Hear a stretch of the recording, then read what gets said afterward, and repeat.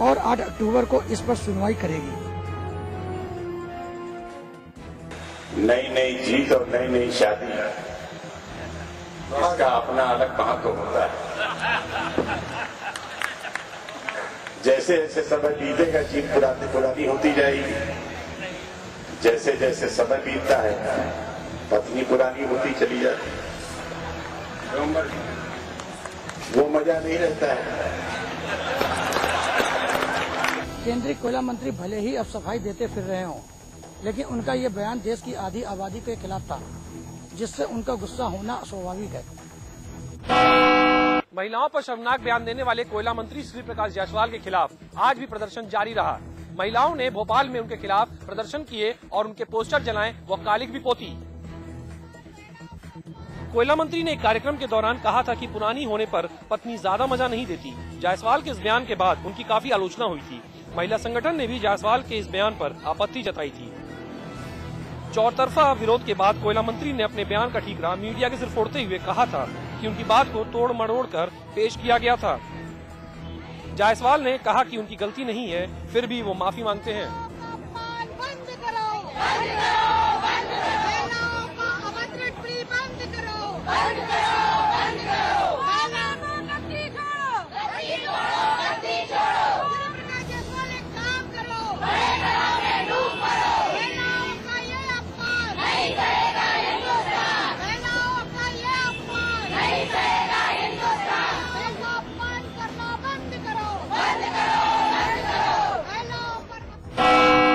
कांग्रेस अध्यक्ष सोनिया गांधी गुजरात के राजकोट पहुंची। वहां उन्होंने एक जनसभा को संबोधित किया, लेकिन गुजरात के मुख्यमंत्री नरेंद्र भाई दामोदर दास मोदी का नाम लेकर उन पर सीधा हमला करने से बचती रहीं।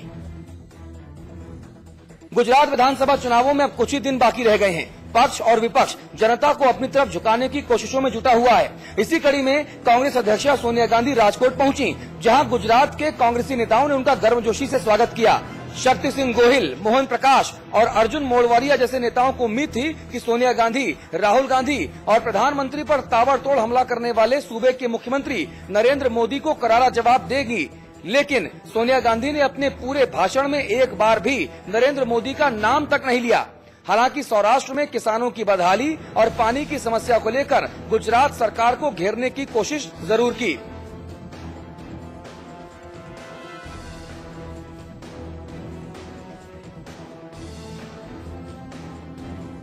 इसके अलावा सोनिया गांधी ने नरेंद्र मोदी सरकार की हर मुद्दों पर जमकर आलोचना की, एफडीआई के फायदे गिनाए और ये भी कहा कि नरेंद्र मोदी की सरकार के पहले कांग्रेस की जो सरकार थी उसने गुजरात का समग्र विकास किया। नरेंद्र मोदी तो कांग्रेस की बोई फसल को केवल काट रहे हैं। लखनऊ में मुख्यमंत्री अखिलेश यादव का जनता दरबार लगा। इस जनता दरबार में कई फरियादी सूबे के कोने कोने से अपनी फरियाद लेकर मुख्यमंत्री अखिलेश यादव से मिलने पहुंचे। लखनऊ में अपने आवास 5 कालीदास मार्ग पर मुख्यमंत्री अखिलेश यादव आज लोगों से मिले और जनता की समस्याएं सुनी। आज के जनता दरबार में लोगों की काफी कमी देखने को मिली। इस बार अखिलेश यादव का जनता दरबार फीका नजर आया, क्योंकि जनता दरबार में आए फरियादियों में ज्यादातर फरियादी ऐसे थे जो पहले भी कई बार मुख्यमंत्री के पास अपनी समस्याओं को लेकर आ चुके हैं, लेकिन अब तक सुनवाई के नाम पर उन्हें सिर्फ आश्वासन ही मिला है, जिससे वो बेहद निराश हैं।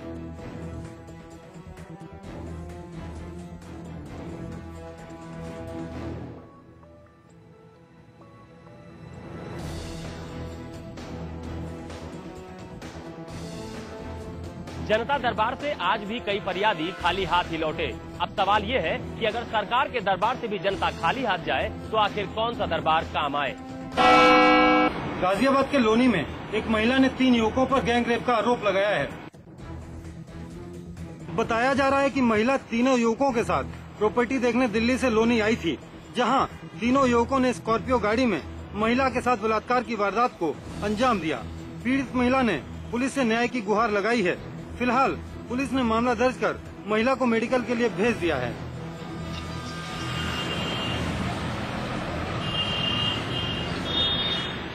पुलिस ने इस मामले में 2 आरोपियों को हिरासत में लेकर पूछताछ शुरू कर दी है।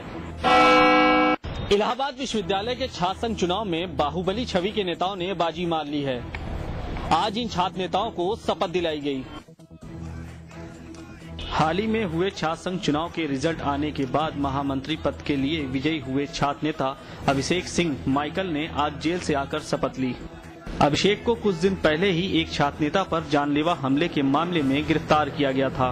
पेरोल पर शपथ लेने आए अभिषेक के समर्थन में छात्रों ने जमकर नारेबाजी की और अपने नेता को फूल मालाओं से लाद दिया। आरोप तो किसी के ऊपर लग सकते हैं, बेबुनियाद आरोप लगाया गया अभी तक से हमारे ऊपर। अगर मामला भी कोर्ट में चल रहा है, अगर हमारे ऊपर सिद्ध हो तो अपने आप को आरोपी माने हम, मुकदमा तो किसी के ऊपर दर्ज हो सकता है। और विकास की जो रणनीति है, अभी जो विचार हमारे अंदर है, जो समय आने पे आप लोग के सामने दिखेगी। अभिषेक ने अपने पर लगे आरोपों को बेबुनियाद बताते हुए कहा कि उन्हें न्यायालय पर पूरा भरोसा है और वक्त आने पर वो निर्दोष साबित होंगे। अंबेडकर नगर में एक प्रेमी जोड़े को पेड़ से बांधकर पीटने का मामला सामने आया है। बताया जा रहा है कि ये प्रेमी जोड़ा गांव से भागने की फिराक में था। तभी गांव वालों ने इन्हें भागते हुए देख लिया और दोनों को पेड़ से बांधकर पिटाई की। बताया जा रहा है कि अंबेडकर नगर में 3 बच्चों की मां इलाहाबाद के करचना के रहने वाले शिवपंत से मोबाइल के जरिए प्यार करने लगी। दोनों का प्यार इतना परवान चढ़ा कि दोनों भागने के लिए भी तैयार हो गए।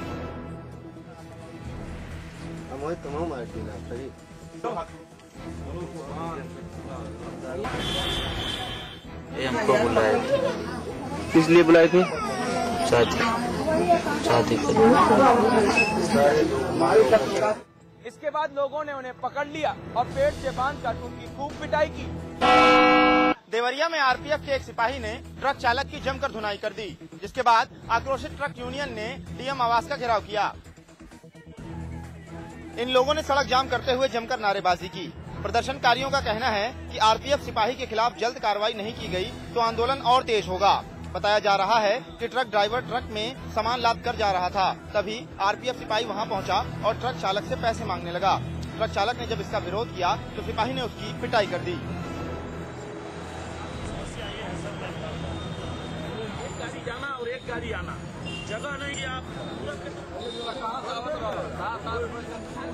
प्रताड़ित किए जाने के विरोध में आज हमारे जितने ट्रक मालिक यहाँ जुटे हुए हैं, हम लोग चाहते हैं कि डीएम साहब और एसपी साहब मिलकर रेल प्रशासन के द्वारा जो आरपीएफ का सिपाही है उसके खिलाफ उचित कार्रवाई करें। अगर कार्रवाई नहीं करेंगे तो हमारी ट्रकों के चक्कर जाम रहेंगे। पिटाई से गुस्साए ट्रक यूनियन के लोगों ने इसका विरोध करते हुए डीएम आवास का घेराव किया। बरेली में नगर निगम आज भारी पुलिस बल के साथ धर्मदस्त सिटी अस्पताल कब्जा करने पहुंचा। इसके बाद अस्पताल कर्मी और निगम के कर्मचारियों के बीच तीखी नोकझोंक हुई। बताया जा रहा है कि अस्पताल नगर निगम की जमीन पर बना हुआ है और इस संबंध में विवाद भी चल रहा है। उन्होंने अस्पताल परिसर और आसपास कंटेनर रखकर अपना कब्जा करने की कोशिश की। वहीं अस्पताल के एमडी के मुताबिक उनकी लीज 2039 तक दी गई है और हाई कोर्ट का आदेश है कि जो भी जहां काबिज है वहीं पर रहेगा। उन्होंने बताया कि 90 साल के लिए उन्होंने ये जमीन लीज पर ली थी।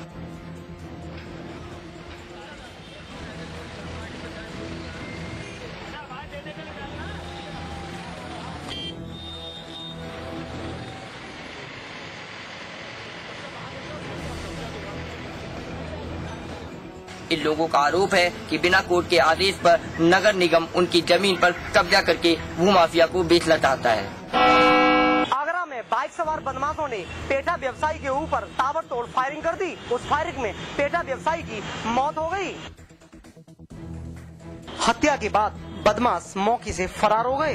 दरअसल आगरा से जयराम बाग के पेठा व्यापारी प्रमोद कुमार शर्मा अपने घर से कहीं बाहर जा रहा था, तभी घात लगाकर बैठे बदमाशों ने प्रमोद पर ताबड़तोड़ फायरिंग कर दी, जिसके बाद मौके पर प्रमोद की मौत हो गई।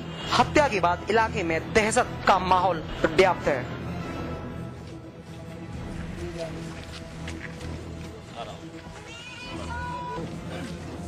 फिलहाल पुलिस ने सबको कब्जे में लेकर पोस्टमार्टम के लिए भेज दिया है। वहीं पुलिस इसको पुरानी रंजिश मानकर कार्रवाई की बात कह रही है। हल्द्वानी में एक प्रेमी जोड़े ने जहर खाकर आत्महत्या करने की कोशिश की। प्रेमी ओम प्रकाश अस्पताल में जिंदगी और मौत के बीच जंग लड़ रहा है। दरअसल ओम प्रकाश और नोएडा की रहने वाली प्रीति प्यार कर बैठे। कुछ दिन पहले दोनों ने उधम सिंह नगर आकर कोर्ट मैरिज कर ली, लेकिन दोनों का प्यार इनके घर वालों को पसंद नहीं था। जिससे परेशान होकर दोनों ने जहर खाकर खुदकुशी करने की कोशिश की, जिसके बाद प्रेमिका की मौत हो गई, जबकि प्रेमी सुशीला देवी अस्पताल में भर्ती है।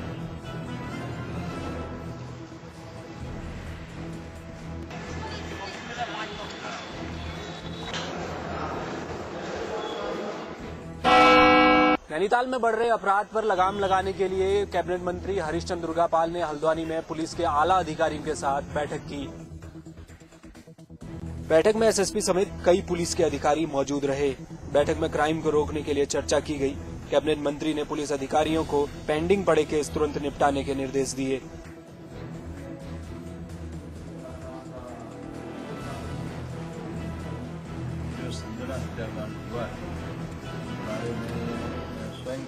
घटाती में स्वयं वहाँ उपस्थित रहा और पुलिस प्रशासन भी रहा। लगातार संपर्क विभागीय पुलिस प्रशासन के उच्च अधिकारियों से।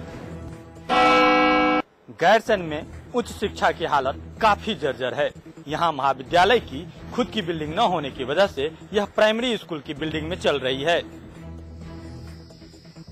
करीब 10 सालों से प्राइमरी स्कूल की कक्षा में महाविद्यालय की कक्षा चल रही है।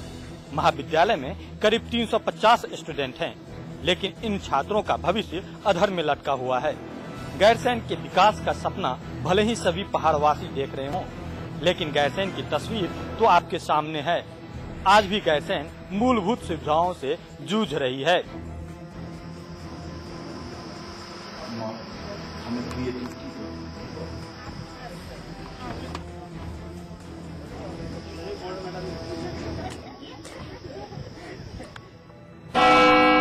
रुद्रप्रयाग के रामपुर में लैंगो फाउंडेशन ने अपनी सामाजिक सहायता की दिशा में एक कदम और बढ़ाते हुए रक्तदान शिविर का आयोजन किया। इस शिविर में 55 यूनिट ब्लड डोनेट किए गए, जिसे श्रीनगर मेडिकल कॉलेज के डॉक्टरों की टीम को सौंप दिया गया। लैंगो फाउंडेशन ने इस मौके पर 89 छात्र छात्राओं को स्कॉलरशिप प्रदान भी की। इस मौके पर कैलाश से विधायक श्रीमती सैलानी रावत भी मौजूद रही। सैलानी रावत ने फाउंडेशन के कार्यों की प्रशंसा की और रक्तदान को महादान बताया तथा ओखीमठ में आई आपदा से निपटने में कंपनी के योगदान की प्रशंसा भी की।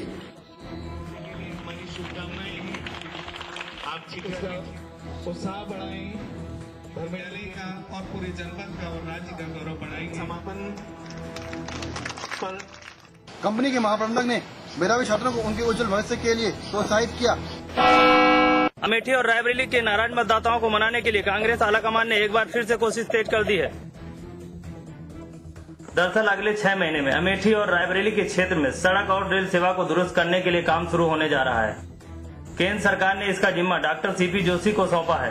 दरअसल विधानसभा चुनाव में अमेठी और रायबरेली की जनता ने कांग्रेस को ठेंगा दिखा दिया था, जिसकी वजह बुनियादी ढांचे की खराब हालत माना गया। सूत्रों के मुताबिक लालगंज में रेल कोच फैक्ट्री को जल्द पूरा करने को कहा गया है। वहीं रायबरेली में रेलवे स्टेशन को आदर्श स्टेशन बनाने की कवायद भी शुरू कर दी गई है। वहीं NH 231 पर रायबरेली से सलोन प्रतापगढ़ होते हुए जौनपुर जाने वाली सड़क को चौड़ा करने के प्रस्ताव को भी केंद्र सरकार ने हरी झंडी दे दी है।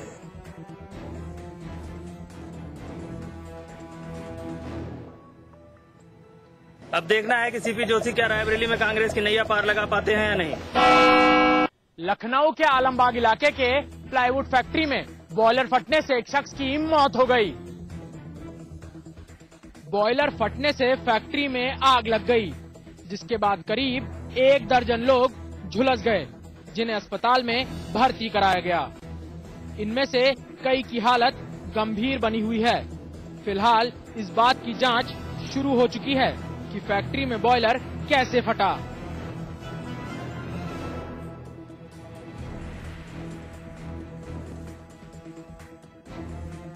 जो है करीब 2 घंटे लगे। अभी सर दमकल विभाग की कितनी गाड़ियां मौके पर मौजूद हैं? यहाँ पर जो है 8 गाड़ियां।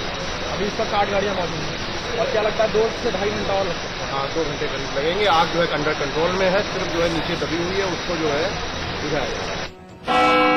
गाजियाबाद में डेंगू की चपेट में आ जाने के कारण आकाश नाम के एक युवक की मौत हो गई। आकाश कोचिंग चलाता था। आकाश की मौत के बाद उसके शिष्यों ने एक कैंडल मार्च निकाला। आकाश के शिष्यों का कहना है कि डेंगू के चलते उनके टीचर की मौत हो गई, जो कि एक सदमे की बात है। आकाश की मौत के लिए उनके शिष्यों ने शासन और डॉक्टर की लापरवाही को जिम्मेदार ठहराया है।